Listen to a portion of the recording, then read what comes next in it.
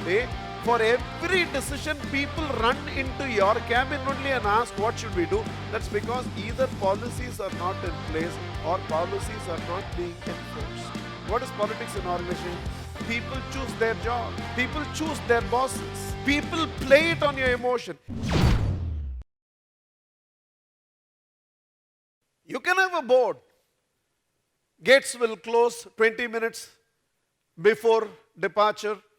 Counters will be closed 45 minutes. And then you can keep begging. Keep on calling. Final call for and then one person will come and all over the airport, Chennai passenger, Coimbatore bus stand, I can understand. In airport, Chennai passenger, Appani Genjar varaikum ukandundha irpen. Twice take off the flight without that person, from next day onwards he leaves on time. Creating a system and not following the system doesn't create any transformation. So you can create all religious doctrines. You can call yourself a Jain. Eventually you are not a Jain unless you start living by the doctrines that you have taken. So some system to monitor yourself, then I am not just calling myself a Jain, am I living by it? Some system of monitoring is required. In an organization, we call it policies. Anything that we find is going to be recurring. People asking for salary advances, people asking for coming late, people asking for flexi hours, people asking for maternity leave, people asking for long leave, people asking for if they can concentrate 9 to 5 on this job and do also a part-time business. Can relatives work in the same organization? These are all going to be recurring phenomena. So you create certain policies, and against these policies you monitor the decisions that you have to make. Now if you have policies, if you don't have policies, nothing can be done. But if you have policies but you don't enforce these policies, still nothing can be done. Any one of you have built an organization, and chances are even today, for every decision, people run into your cabin only and ask, what should we do? That's because either policies are not in place or policies are not being enforced. Now you create policies not for any other reason. Today you're taking certain decisions and your business is this size. 10 years from now your business will be this size. And you have to be focusing on something else. If you have developed policies as you develop the organization and created hierarchical leadership, against these policies, anybody in the hierarchy of the organization will be able to make those decisions. If you have not evolved these policies, then nobody makes a decision. If there is politics in an organization, what is politics in an organization? People choose their jobs. People choose their bosses. People play it on your emotion. If there is this sentence in an organization, which means there is either no policies or there is no enforcing these policies in an organization. One sentence only in an organization is enough to reflect this. Today, don't ask him, he is not in a good mood. Which means they are basically saying, on another day, when you are emotionally vulnerable, they can get an yes out of you. Which means your decision is mood-based and it is not policy-based. If somebody can get a no from you and get an yes from the super boss, organization politics have already started. Which means people feel in a family business, if they ask you, you will say a no. But if they go and talk to Papa, he will get an yes. Organizational politics have already begun.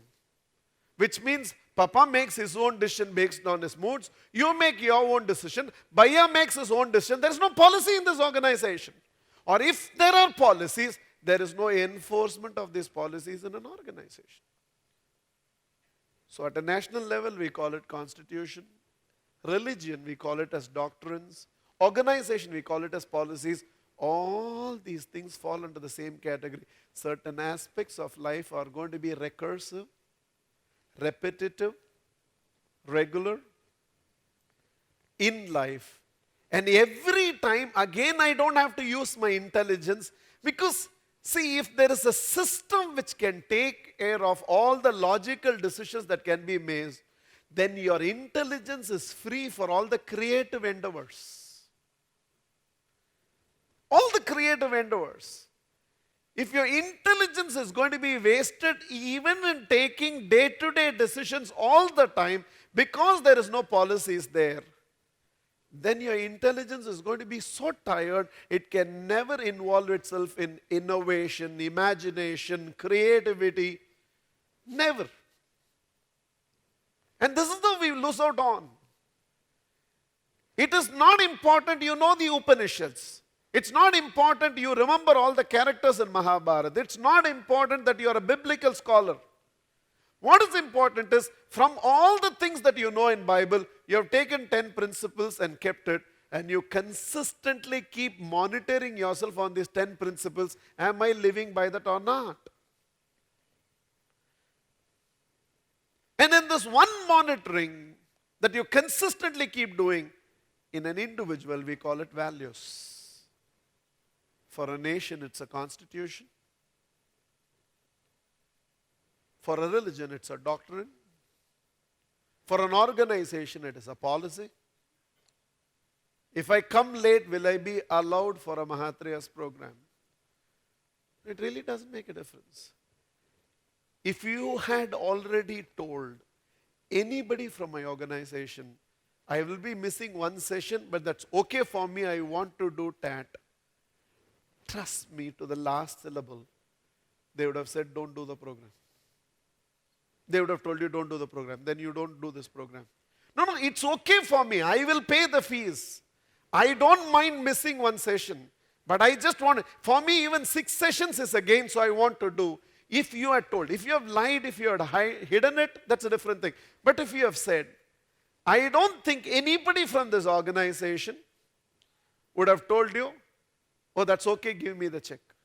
Integrity compromise will not be tolerated. Doesn't matter what the circumstances is. And the advantage is, the last man in the organization can also make a decision because there are policies to guide decision making. For everything, people don't have to run back into your room. See, if all the time you're being interrupted for day-to-day decisions, when will you focus with continuity on the larger picture?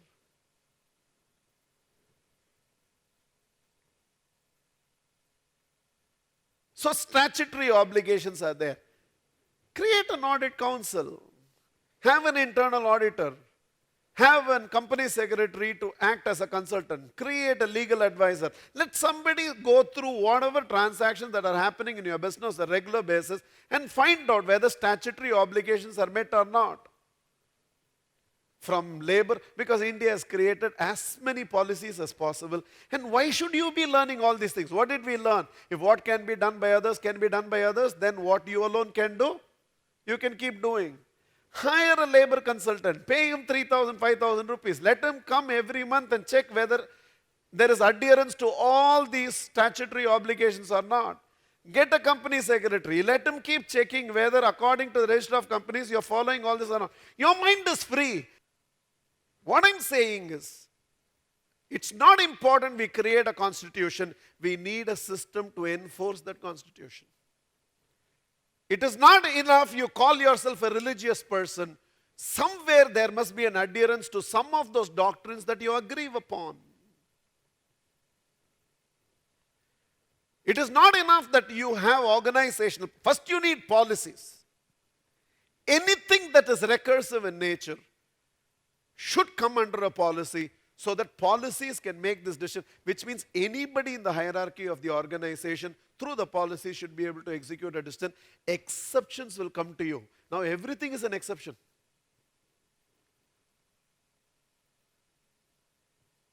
Sometimes sitting alone in your cabin with nobody in front of you, no intrusion, and just closing your eyes and thinking, you will be stunned with the ideas which you can get. And that sort of a privacy of time is possible only if you build an organization which has policies and you have a system of enforcing those policies.